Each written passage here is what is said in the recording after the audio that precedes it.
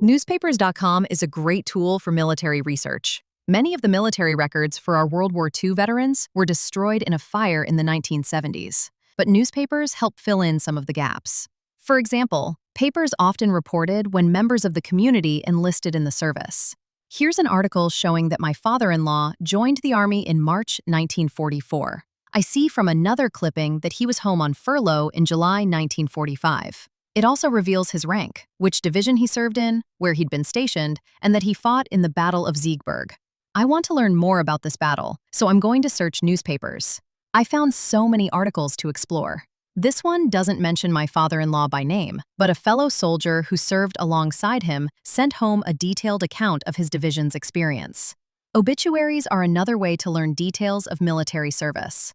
My father-in-law's revealed that he also served in Japan. I searched 97th Infantry Division and Japan to learn more.